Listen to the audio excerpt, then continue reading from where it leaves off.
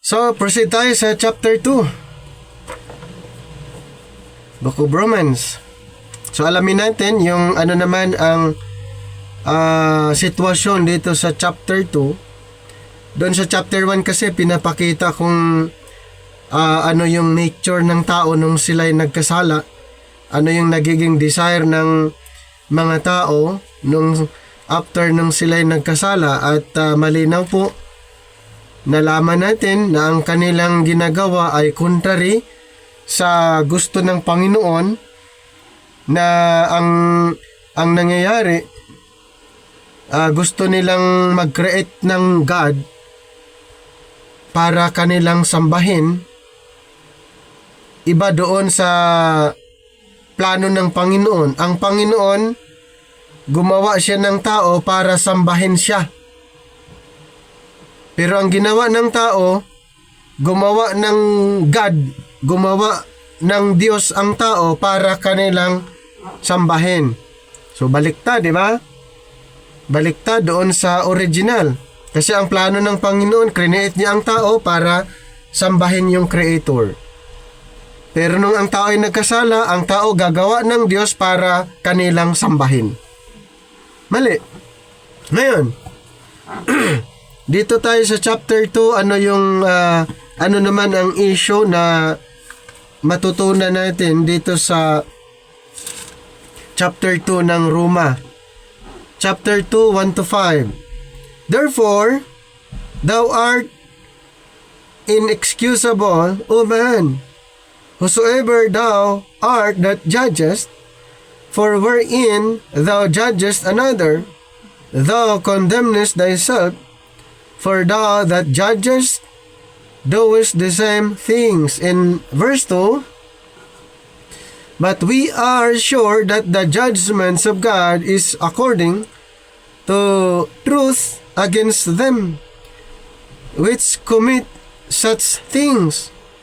Number 3, and thinkest thou this, O man, that judgest them which do such things, and doest the same, that thou shalt escape the judgments of God? Number 4, or despises thou the riches of his goodness, and forbearance, and long-suffering, not knowing that the goodness of God leadeth thee to repentance.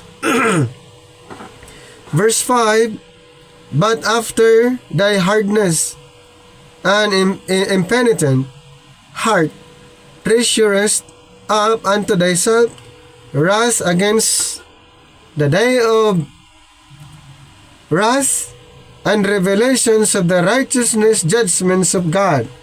Paul warns against judging others while committing the same sins. So yun yung pinupunto niya dito. Nag-warning itong si Apostol Pablo against doon sa iba na naghumahatol na parehas naman sila ng ginagawa. Kaya therefore, sabi niya in verse 1, you are without excuse. You are without excuse. Kasi, bakit hinahatulan niya yung kanyang kapwa na parehas naman sila ng ginagawa? Judging others while sinning shows hypocrisy. Ganun po ang naging senaryo. Hinahatulan niya yung kanyang kapwa, pretending na siya'y walang kasalanan, pero sa puntong ito, hinahatulan niyang kapwa niya, parehas naman sila ng ginagawa. Ang tawag po dyan is showing hypocrisy. God's judgment is based on truth, not human opinion. Pag sinasabing not human opinion, ito po ay hindi lamang base sa kaalaman ng tao, kundi ito po ay base sa katotohanan. At karamihan ngayon, mostly ang judgment or hatol ay nakabase lang po sa pagkaunawa ng tao instead of basing the truth. So ano ba ang dapat gagawin? Lalo na sa mga issue, ano ang tama? Alin ang mali? So ang basehan dyan ay ang Word of God. Okay? Word of God. God's judgment is based on truth, not human opinion. Then, in verse 5, treasure up wrath for yourself. So persistent and repentance leads to God's righteous judgment. Persistent unrepentance, pag sinasabing unrepentance kasi, ay patuloy pa rin siya sa kanyang ginagawa, hindi niya binabago ang kanyang kaisipan or yung word na change of mind, metanoia. So, pag unrepentance leads to God's righteous judgment. Patuloy pa rin siya sa kanyang ginagawa without changing their minds. So, Paul counters Jewish pride. Yun po ang isa sa issue doon kasi yung mga Jewish ay ma-pride sila. Isa kasi yan sa dahilan na sila ay ma-pride, nasa kanila yung kautusan. Sila yung pinili. Sila yung covenant people. Biro mo yun during the time of Paul, kahit sila ay fallen, kahit sila ay set aside, ipinagmamalaki pa rin nila na sila yung pinili. Sa kanila ipinagkatiwala ang alituntunin. So naging ma-pride sila at isa yan sa mga inaayos ni Apostol Pablo, isa yan sa mga kinakaharap ni Apostol Pablo dahil ang mga Hudyo ay nagiging mapagmataas. Even if someone knows the law, God judges all based on deeds and faithfulness, not mere knowledge. And then sa verse 2, the impartiality of God, God does not favor Jews over Gentiles. So wala pong tinatawag na pinapanigan, partiality, or mayroon siyang itinataas. Sa puntong ito, hindi na ganoon. Noon, pwede. Dahil ang Israel ay mas mataas ikumpara sa mga Gentiles doon sa programa, pero during the time of Paul, wala na. Jews and Gentiles alike. Wala na siyang pinapaboran. Okay? Kasi, ang Israel at saka Hintil ay pinagsama under this present time. Romans 10:12, for there is no difference between the Jew and the Greek, for the same Lord over all is rich unto all that call upon Him. And then yung sa 11:32, balikan natin, for God hath concluded them all in unbelief, that He might have mercy upon all. So, wala na siyang pinapaboran sa time na ito, Jews and Gentiles alike. In verses 6 to 11, chapter 2, the book of Romans, number 6, who will render to every man according to his deeds, to them who by patient continuance in well-doing seek for glory and honor and immortality, eternal life. Verse 9. Verse 8. But unto them that are continuous and do not obey the truth, but obey unrighteousness, indignation and wrath. Verse 9.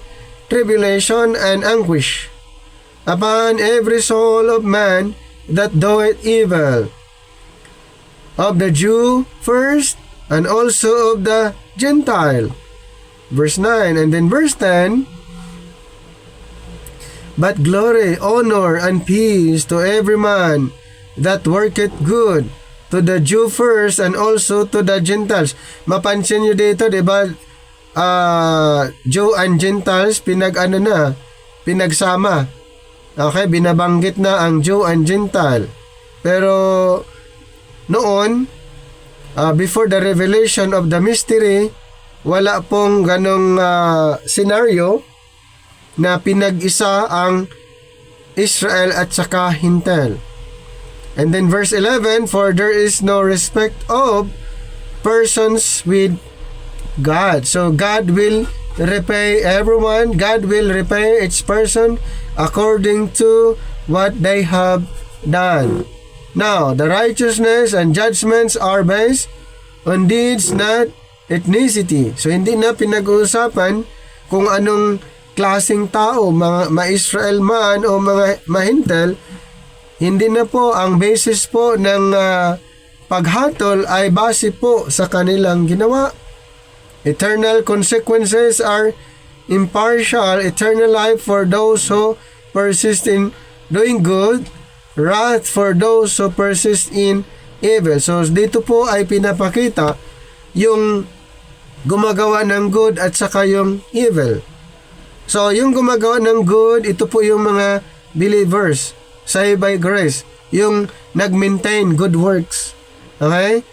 Yung gumagawa ng good and then yung gumagawa ng evil, ibig sabihin, yung mga hindi nanampalataya, hindi sila saved by grace. At yung gumagawa ng good, ito po yung mga grace believers na nag-maintain ng good works. So, mayroon bang consequences ang mga gumagawa ng mga bagay contrary doon sa plano ng Panginoon? Yes, marami po tayong mababasa sa Bible, lalo na doon sa Book of Revelation ay mababasa natin yung mga punishment doon sa mga unbelievers. So deeds matter but not as a part of salvation. So alam po natin yan, ang good works na na-mention po dito, lalo na sa chapter 2, ay hindi po patungkol sa kaligtasan. Ang good works na na-mention po, ito ay ginagawa ng tao after being saved. After nung siya'y naligtas, and then gumagawa siya ng kabutihan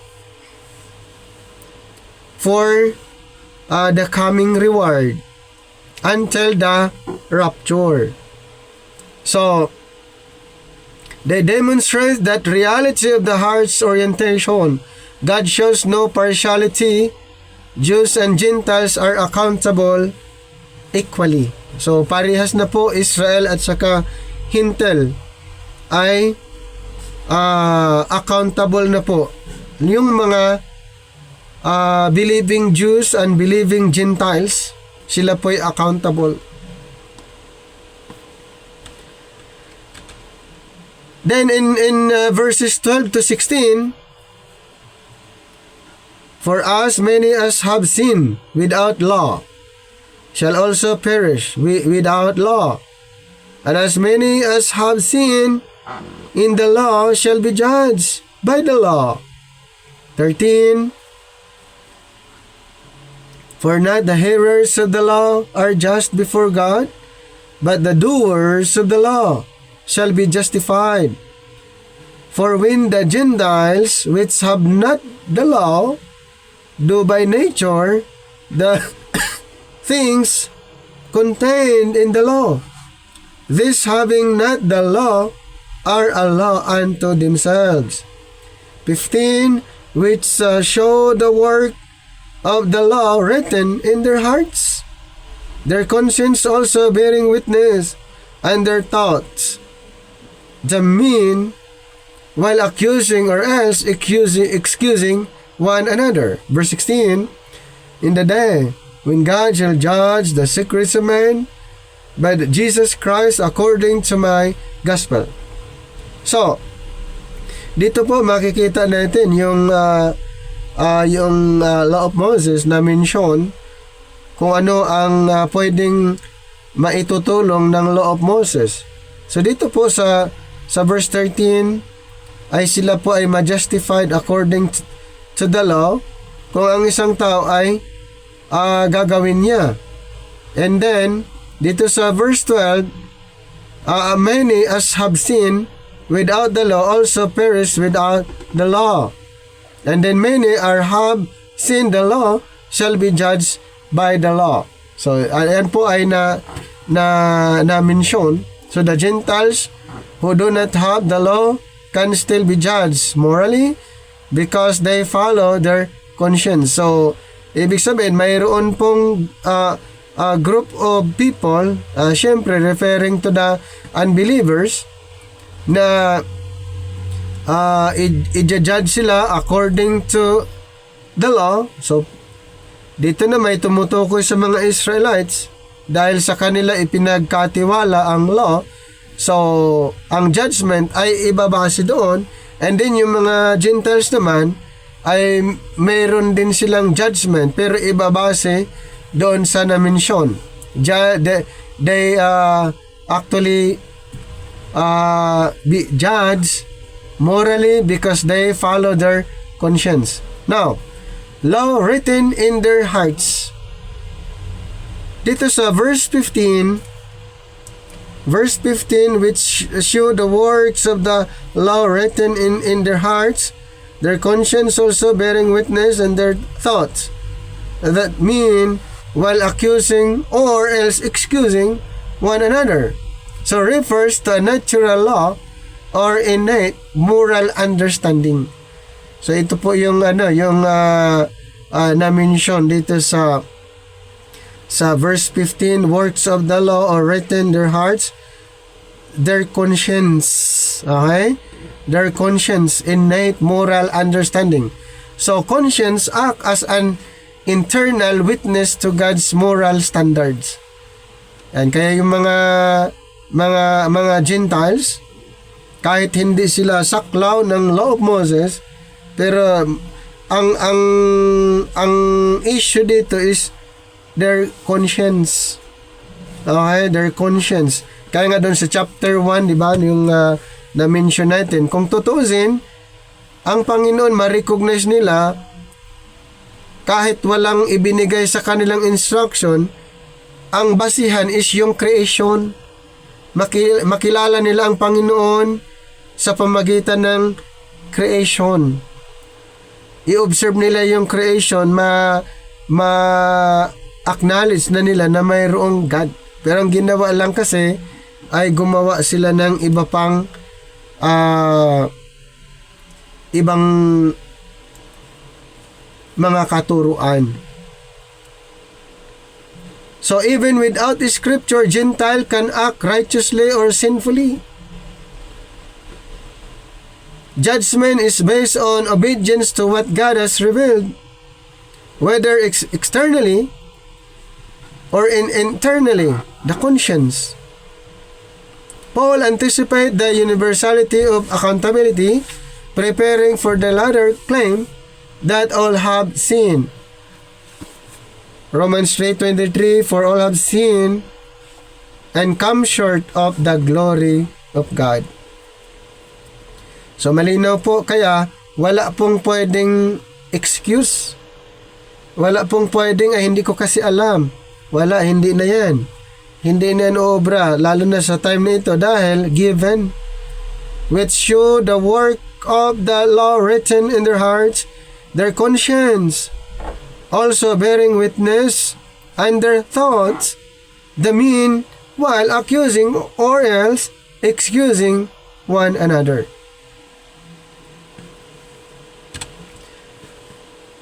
Then verse 17 to 24, Romans chapter 2.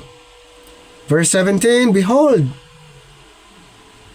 thou art called a Jew, and restest in the law, and makest thy boast of God. So ito po yung na-mention natin kanina.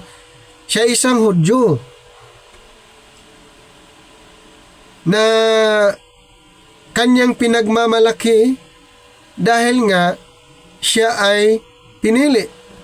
Sa kanya ipinagkaloob, sa kanila ipinagkaloob yung kautusan. Verse 18, and knowest his will, and approves the things that are more excellent, being instructed out of the law. 19, and art confident that thou thyself art a guide of the blind, a lights of them which are in darkness. O, diba? Sa verse 19, and art confident that thou thyself art a guide of the blind. Dapat. Siyempre, sa kanila yung alituntunin, yung mga rules and regulation, sa kanila ipinagkatiwala, supposed to be, they were actually a guide of the blind people. O, sila sana yung mag-guide. Sila yung magtuturo. And then verse 19, and art confident that thou thyself art guide to blind. Verse 20, an instructor of the foolish, a teacher of babes, which has the form of knowledge and of the truth in the law. Verse 21, thou therefore which teachest another, teachest thou not thyself? Thou that preachest a man should not steal, dost thou steal? Oh, tinuruan niya yung tao na huwag magnakaw, pero siya yung nagnakaw. Oh, diba na yun yung nangyayari. Then verse 22, thou that sayest a man should not commit adultery, dost thou commit adultery? Oh, tuturuan niya yung tao na wag mag-adultery, pero yung nagturo, ginagawa. Thou that abhorrest idols, dost thou commit sacrilege? Verse 23, thou that makest thy boast of the law. Ano pong ginawa nila? Ipinagmamayabang nila yung kautusan. Through breaking the law, dishonorest thou God. Pinagmamalaki pa nila yung kautusan na kanilang sinira. Biro mo yun? Nagmalaki pa. Pinagmamalaki pa nila yung kautusan na kanila namang sinira. Verse 24, for the name of God is blasphemed among the Gentiles through you, as it is written. Nagmamalaki pa sila doon sa mga hintel na sa kanila ipinagkatiwala, ibinigay yung alituntunin, yung kautusan na kanilang sinira. So, ito po ay sa verse 24 is blasphemy among the Gentiles. So Paul addresses Jews who boast in the law and claim guidance from God. So knowledge of the law is useless if not obeyed. Alam nila yung kautusan, alam nila yung law of Moses, hindi naman nila sinunod. Di ba? Useless po yun. Hindi ibig sabihin na alam nila, hindi naman sinusunod. Ano pa? Boasting in the law while breaking it. Ang tawag dun ay hypocrisy. Pinagmamalaki yung kautusan pero kanila namang sinira. Hypocrisy. God's name is blasphemed among the Gentiles because what? because of Jewish sin. Ang tindi ng yung paliwanag ni Apostol Pablo dito pa lang sa chapter 2 ng Book of Romans ay makita na natin kung ano yung ginagawa ng mga Hudyo at ano ang naging estado ng mga Hintel. Itong mga Hudyo ay pinagmamalaki nila sa mga Hintel na sa kanila yung batas at sinira nila. So Paul shows that external privileges, ano yun? Katulad ng circumcision and possession of the law, di ba? Sa mga Israelites, and do not guarantee righteousness. So true obedience matters more than cultural or religious identity. Hindi naman yun hindi naman basehan yung religious identity na nasa kanila ibinigay, ipinagkatiwala yung law. Hindi yan ang issue. Lalo na sa time ni Apostle Paul, hindi na po wala na pong kapangyarihan ang kautusan na sila po ay gagawing righteous or gagawing matuwid. Dahil nga, during the time of Paul, ipinaliwanag niya na winakasan ng ating Panginoon. Sa Romans 10:4 pa nga sabi niya, For Christ is the end of the law, for righteousness to everyone that believeth. Dito pa sa Ephesians chapter 2, binanggit din niya. 14-15, for he is our peace, who hath made both one, and hath broken down the middle wall of partition between us, having abolished, ito po sa verse 15, having abolished in his flesh the enmity, even by the law of commandments contained in ordinances, for to make in himself of twain one new man. And in Colossians chapter 2, na-mention din niya, 2:14, blotting out the handwriting of ordinances that was against us, which was contrary to us, and took it out of the way, nailing it to his cross. So kahit ipinagmamalaki ng mga Hudyo during the time of Apostle Paul, hindi pa rin yun guarantee. Dahil alam ni Apostol Pablo na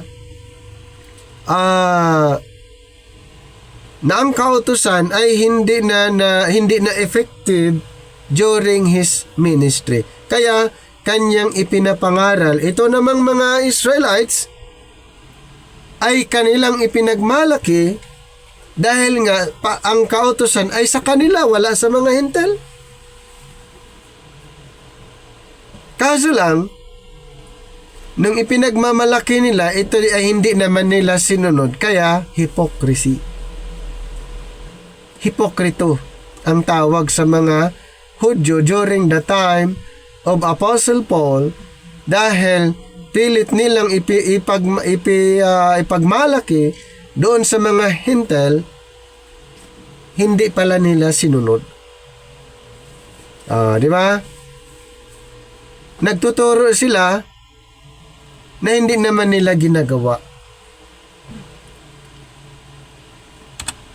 Verses 25-29, Romans chapter 2, 25. For circumcision verily profiteth, if thou keep the law.